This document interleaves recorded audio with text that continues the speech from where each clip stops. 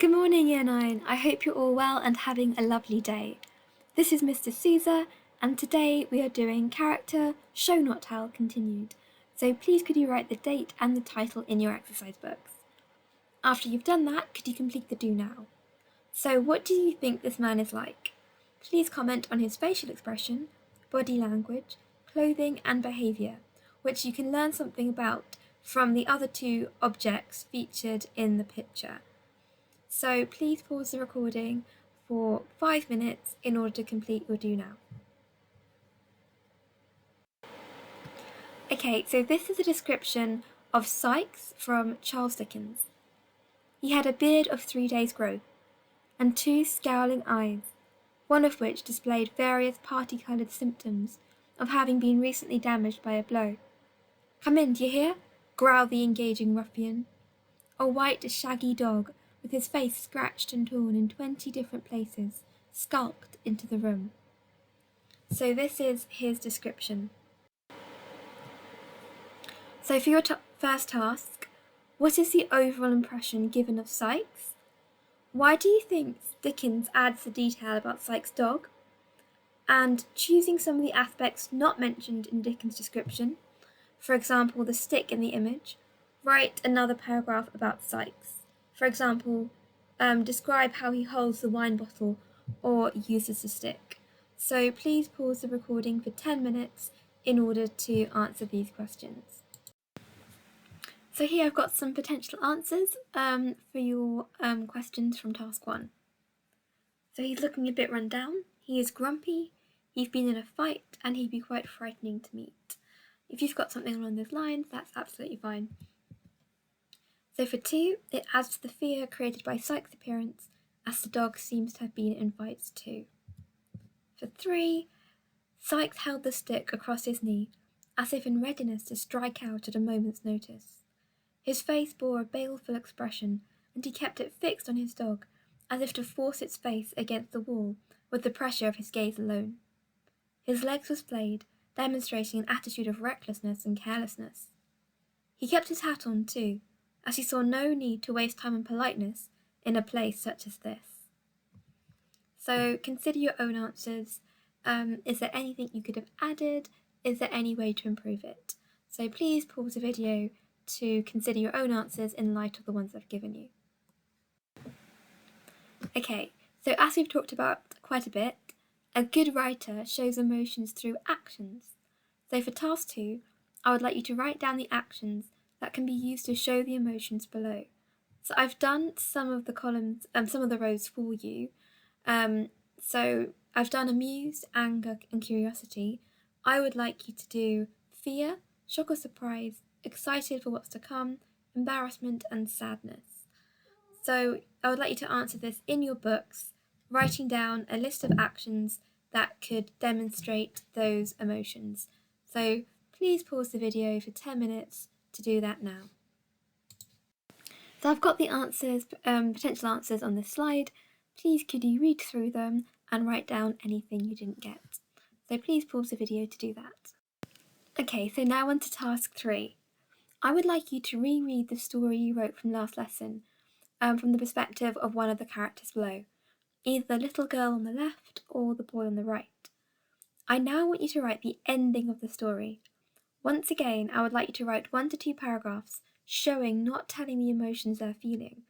However, the emotion or emotions they feel at the end have to be different from the emotion or emotions they felt at the beginning. And once again, your challenge is to try and show your emotion through a mix of verbs, adverbs, adjectives, and nouns. So you have 10 to 15 minutes to write the ending of your character's story, showing how they are feeling. And remember to show a different emotion from the start. Before you do that, So what I started to say on the previous slide but got cut off was that before you start your answer, I would like you to read mine. So you may remember my in the last presentation, my story started off with Lucia, a little refugee girl who was very, very determined but had a really difficult life. So this is the ending of her story. Lucia lay her head on the grass with a lazy smile. So you've got the word smile, and it's a lazy smile. So it's showing This shows that she's really relaxed, really contented, really happy. Her eyes are calm and peaceful. So, two adjectives showing that she's quite serene, which contrasts with the atmosphere of anxiety and fear, potentially, that she may have been feeling at the beginning. She tucked her interlocked hands behind her head and gazed dreamily at the peaceful trees and flowers all about her. It was like heaven.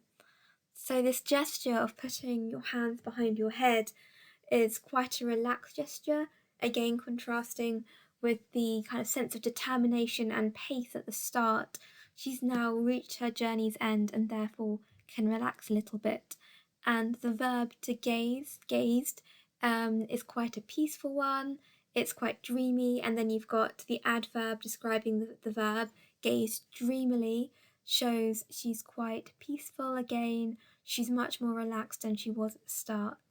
And then you've got the simile like heaven, again showing contrast with the beginning when she was, I'm not sure if I mentioned it in the story, but I pictured her in a war zone, and so now she's in a safe place.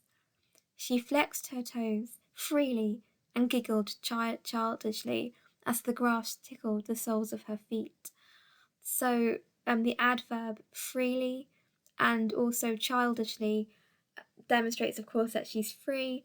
But then I chose the adverb childishly because at the beginning she was very almost adult like in her behaviour. She was very determined. There's almost a military vibe going on. Remember, she marched in a soldier-like fashion, the rhythmic moving of her arms. She had to be older than her years, whereas now, through this adverb childishly, is showing a reversion back to her true age, now that she is free. And again, the verb giggled is quite a childish action, so again, showing this reversion back to her real childlike age. The cuts on her feet were healed, and soon there would be no trace of the weeks of walking she had done, trudging wearily in broken sandals. No external trace, that is. And so that reveals something too, because even though there's no external trace, the implication is she'll always remember the difficulties that she went through as a refugee. Even once the external damage fades away, she'll always have that sort of trauma inside, but also she'll have the strength she's gained through that experience. Of course, there would be challenges in this strange new world.